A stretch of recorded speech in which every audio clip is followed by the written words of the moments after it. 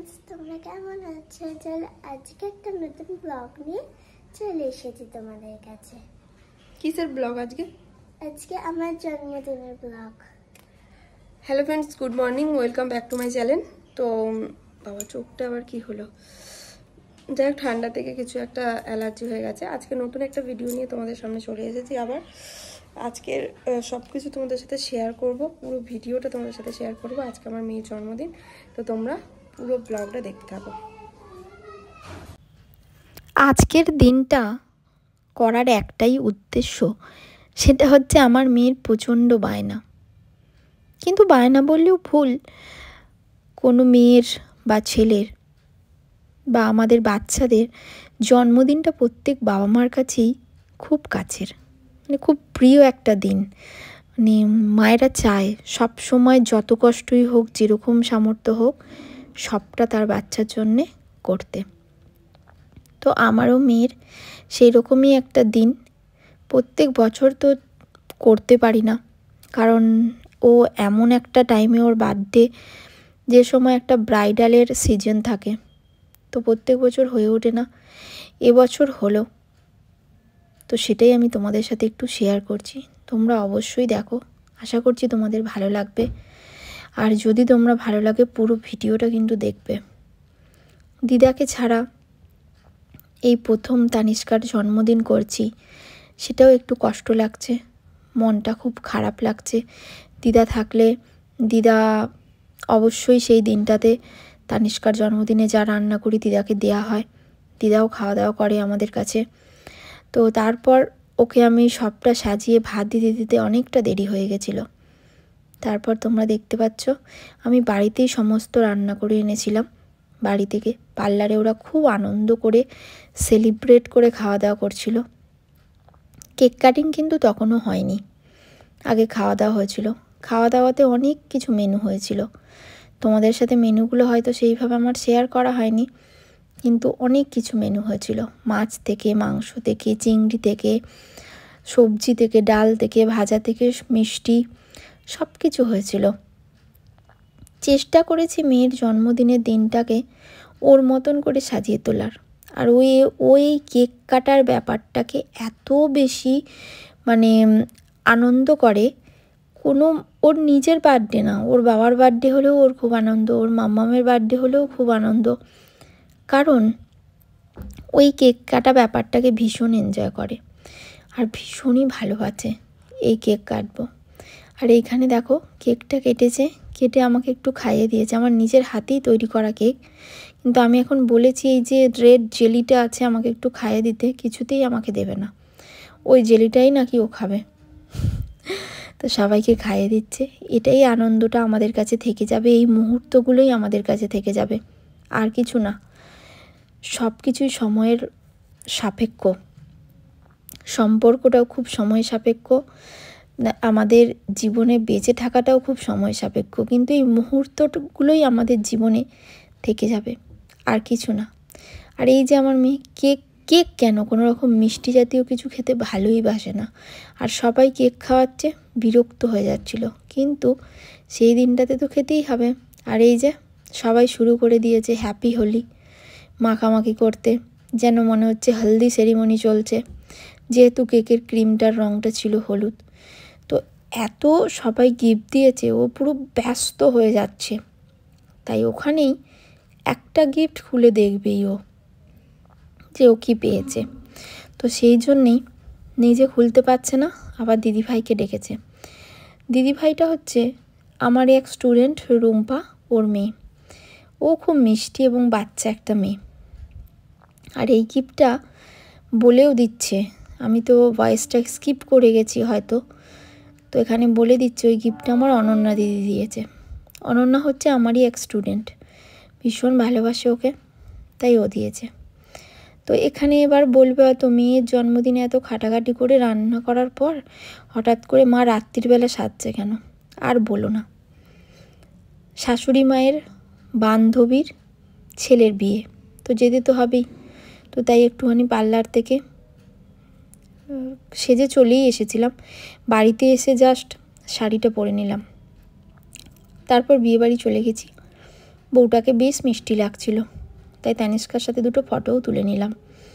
তো এখানে দেখলাম যে বউটার একটু খিদে টিদে পেয়েছে। তো তারপর বেরিয়ে প্যান্ডেলের দিকে আসতেই দেখি এখানটা খুব সুন্দর লাগছে, একটা বেশ রাজা রাজাদের ব্যাপার লাগছে, লাইটিংটা খুব সুন্দর, তারপরে বাইরের যে বাজনার এটা করেছে সেটা খুব সুন্দর। তারপরে তোমরা তো জানোই আমি খুব একটা রাত্রির করে খাওয়া দাওয়া করি না, তাই খেতে বসে পড়েছিলাম। আর কচুরিটা এত ভালো ছিল কি বলবো। তো তারপর এই যে খাওয়া দাওয়াটা চলছে, মানে কি আমি ওই একটা কচুরি খেয়েছি, তারপর অল্প একটু রাইস আর 1-2 পিস চিকেন, তারপরেই চাটনি পাঁপড়, ব্যাস এইটুকুনি আমার খাওয়ার বরাদ্দ। এর বেশি আমি বিয়েবাড়িতে কেন কোনো জায়গাতে গেলেই খাই না। আর চিকেনের সাথে মিষ্টি আর আইসক্রিম, নো ওয়ে, একদমই যাবে না। তো আমার পাশে বসে থাকা ওই আঙ্কেলটার সাথে অনেকক্ষণ গল্প করছিলাম, যেহেতু আমার অনেক আগে খাওয়া হয়ে গেছে। তারপর খেতে গিয়ে দেখি আমার ননদের সাথে দেখা, তো ওর সাথে একটু গল্প করে নিলাম, ভিডিও করে নিলাম। তো ওদেরও এই একই বিয়েবাড়িতে নেমন্তন্ন ছিল। তারপর আমরা বিয়েবাড়ি থেকে বেরিয়ে চলে আসছিলাম। এত সুন্দর পরিবেশটা লাগছিল, মনে হচ্ছিল ওখানেই অনেকক্ষণ দাঁড়াই এবং দাঁড়িয়েই থাকি, খুব ভালো লাগছিল। কিন্তু কি করব, বাড়ি তো যেতেই হবে, কারণ তার থেকেও বেশি বিরক্ত করছিল তানিষ্কা, ওকে বাড়িতে গিয়ে গিফট খুলতে হবে। আর এই 2 কন্যা অ্যাকচুয়ালি আমাকে কাকিমা বলে ডাকে, তো ভীষণই ভালো মিষ্টি দুটো মেয়ে। তো বাড়িতে চলে এসেছি, অলরেডি গিফট খুলতে বসে পড়েছে, মানে জামাটা খুলেই কোনো রকমে, আমি বলেছিলাম যে আমি শাড়িটা চেঞ্জ করে নিই, তো সেটা হবে না, জামাটা খুলেই কোনো রকমে গিফট খুলতে বসে পড়েছে। তো তারপরেই আমি ওই পুতুলটাকে নিয়েছিলাম বলে আমার সাথে কি অশান্তি, আমার পুতুল কেন তুমি নেবে, তো সেই কারণের জন্যেই। তো দেখো এখানে ও একটা একটা করে গিফট দেখছে। এই গিফটটা কে দিয়েছে আমার ঠিক মনে নেই, তো এটা আমাকে টাকা দিয়ে দিয়েছিল, আমি কিনে এনেছি। আর এই পুতুলটা দিয়েছে ওর মৌমিতা দিদি, আমার এখানেই থাকতো মৌমিতা। তো আর এই যে গিফটটা খুলছে এটাও কে দিয়েছে আমার মনে নেই, টাকা দিয়েছিল, তো আমি গিফটগুলো কিনে দিয়েছি, কারণ আমার মনে হয় ওর টাকাতে ওকে কিছু কিনে দেওয়াটাই ঠিক।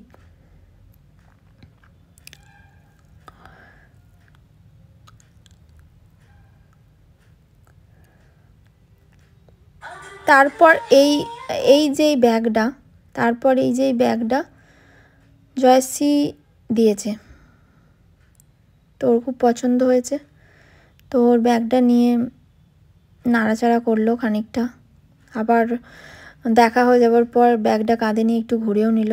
আর চকলেট সেলিব্রেশন অনেক পেয়েছে, তো এটা তো অনন্যা দিয়েছে, ও আগেই দেখে নিয়েছে। তো চকলেট আর সেলিব্রেশন, তারপরে ক্যান্ডি, এগুলো প্রচুর পেয়েছে, তো আমি এখনও তুলে রেখে দিয়েছি। এটা দেখো, এটা রিমা দিয়েছে,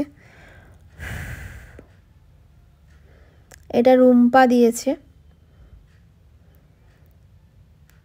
তোমরা সবাই কমেন্টে জানাবে কিন্তু তোমাদের আজকের ভিডিওটা কেমন লাগলো। তো এটা ওর কোনো একটা স্কুলের বন্ধু বা প্রাইভেটের বন্ধু দিয়েছে, তো এটা ওর একটা কাকু দিয়েছে, এটা ওর দাদু ভাই দিয়েছে, আর এটা ওর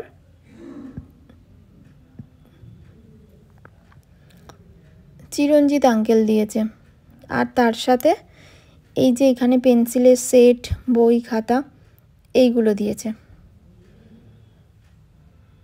মানে গিফট পেয়ে এত হ্যাপি, গিফটগুলো মিনিমাম বাইরে 4 দিন ছিল, ও গিফটগুলো রোজ একবার করে দেখতো, ঘাঁটতো, নাড়াচাড়া করতো, নিয়ে খেলে নিত।